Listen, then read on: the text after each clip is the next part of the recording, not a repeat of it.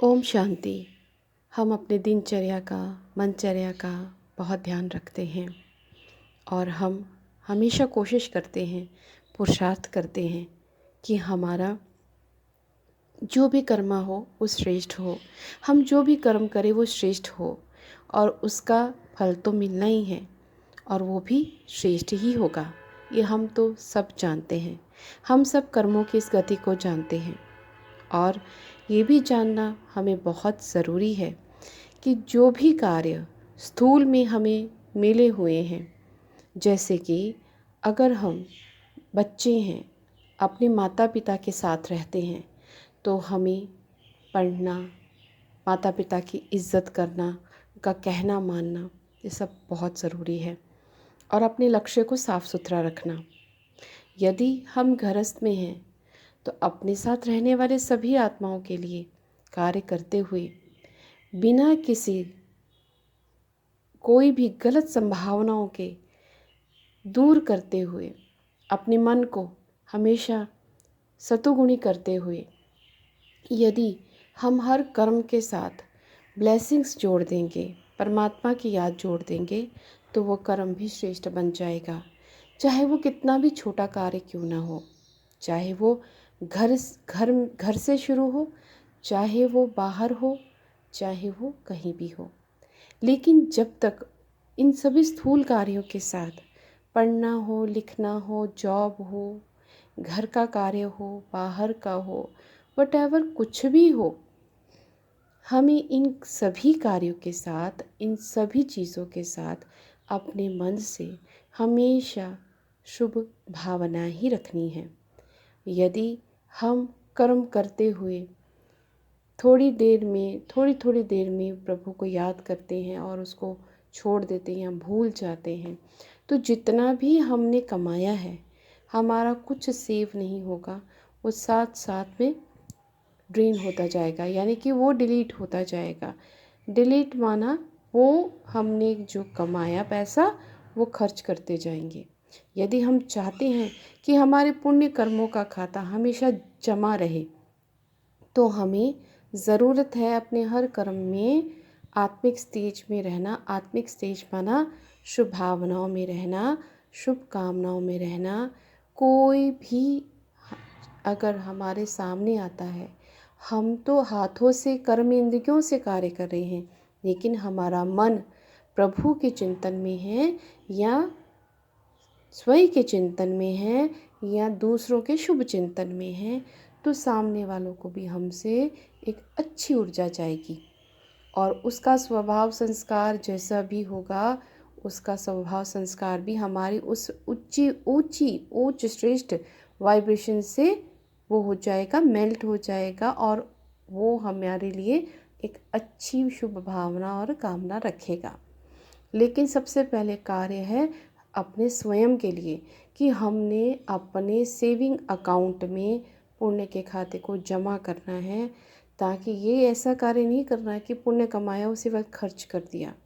पुण्य कमाया और उसी वक्त खर्च कर दिया। हम योग करते हैं, योग करने के बाद हम अपने संकल्पों पे ध्यान नहीं देते हैं, हम पास्ट और फ्यूचर में घुस जाते हैं, सामने आने वाले हर मनुष्य के बारे में उसके स्वभाव संस्कार के अकॉर्डिंगली या जो कुछ हैपनिंग उनके साथ हमारे साथ हुई है उसको याद करके हम बुरा भला कह देते हैं। तो जो योग से कमाया उसमें खर्च कर दिया तो कुछ भी अकाउंट में जमा नहीं होगा।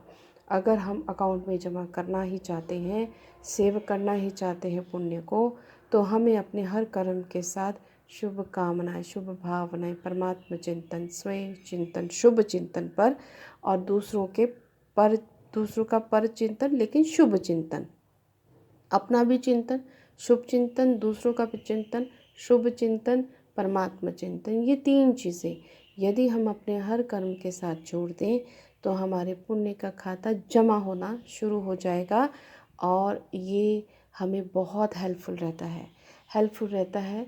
जब पुण्य का खाता भर जाता है और ओवरलोड हो जाता है तो हम दूसरों को भी आशीर्वाद वरदान देने के काबिल हो जाते हैं। हमारे हर संकल्प सिद्ध होने शुरू हो जाते हैं, अच्छे सिद्ध होने शुरू हो जाते हैं और जितने भी विघ्न हैं वो अपने आप आते हैं तो चले जाते हैं, आते हैं तो चले जाते हैं, ये सारी क्रियाएं होनी शुरू हो जाती हैं। तो इसका सबसे मेन जो जड़ है, रूट है, वो है आपका पुण्य का खाता जमा होना। तो पुण्य का खाता जमा करने के लिए बाबा हमें संकल्पों पर ध्यान करने के लिए विशेषता कहता है। तो जो हमने विशेषता ध्यान देना है अपनी हर डेली रूटीन के कर्म के साथ, या कोई भी नया कर्म आता है उसके साथ साथ हमने स्वयं शुभ भावनाएं, शुभकामनाएं, पर चिंतन माना पर चिंतन, गलत चिंतन नहीं, शुभ चिंतन करना, परमात्मा चिंतन करना, ये सब हम अगर अपने साथ रखते जाएंगे, करते जाएंगे, तो हमारे जीवन जीने की शैली बहुत अच्छी हो जाएगी। हमारे शरीर के भी जो टेक्सचर है बॉडी का, स्किन का, उसमें भी चेंजेस आते जाएंगे, क्योंकि हमने अपने अंदर के भावनाओं को चेंज कर लिया। और जो भावनाएं चेंज हो गई तो वो वैसा ही रसायन पैदा करेगा, बायोकेमिकल्स वैसे ही पैदा करेगा, और वैसे ही शरीर बनता जाएगा, ऑर्गन्स बनते जाएंगे, और वैसा ही वाइब्रेशन फैलती जाएगी, ऊर्जा फ्लो होती जाएगी, और वैसा ही सेवा होती जाएगी। तो अब ये हमारी चॉइस है कि हमने क्या करना है, क्या नहीं करना है। तो जो भी करना है बड़े ध्यान देकर, और अगर हम इस योग पथ पे चल रहे हैं, अध्यात्म में चल रहे हैं, तो इन सभी बातों का ध्यान देना बहुत ज़रूरी है। नहीं तो योग भी आपका ज़ीरो पे और ज्ञान भी आपका ज़ीरो पे चला जाएगा, और आप फिर से अपने आप को कर्ज करेंगे कि इससे अच्छा ये था कि मैं भक्ति में रहता तो ज़्यादा अच्छा था।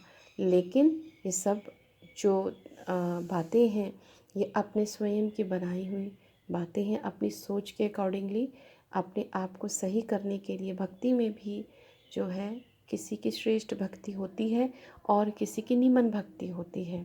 तो जिसकी जितनी श्रेष्ठ श्रद्धा होती है परमात्मा के लिए, उसमें उतना ही वो पाता जाता है। लेकिन एक सोचने की बात ये भी है, ये ज़रूरी नहीं है कि हर एक श्रेष्ठ भक्ति करने वाले की उसका अपना भी परमात्मा उसे पाठ सिखाता है अपने आप को चेंज करने का। लेकिन अपने वो संस्कार चाहे चेंज कर रहा है, लेकिन उन संस्कारों को चेंज करते करते वो इनडायरेक्टली परमात्मा से जुड़ता है। लेकिन इस अध्यात्म, इस ज्ञान में हमें परमात्मा एक डायरेक्ट ज्ञान देते हैं कि मुझे निराकार के रूप में याद करो, और जो उनसे जुड़ी हुई आत्माएं, श्रेष्ठ आत्माएं हैं, उनके बारे में हमें नॉलेज मिलती है, जो कि एकदम क्लियर है, ट्रांसपेरेंट है, और उसे फील हमने किया है और उससे हमें प्राप्ति हुई है। इसीलिए ये सारी ऑडियोज़ बनती हैं और बनाई जाती हैं, क्योंकि ये सब भी अनुभव के और एक दिव्य साक्षात्कार या दिव्य अनुभव, ज्ञान के चिंतन के आधार से ही इन ऑडियोज़ को बनाया जाता है। तो मेरे कहने का भाव ये है, हर आत्मा अपनी अपनी जगह श्रेष्ठ है, वो जो कुछ भी कर्म कर रही है श्रेष्ठ है। लेकिन अगर हम अध्यात्म मार्ग में चल रहे हैं या योग मार्ग में हैं, ज्ञान मार्ग में हैं, तो हमें इस जो श्रीमत की पालना हमेशा ज़रूर करनी है।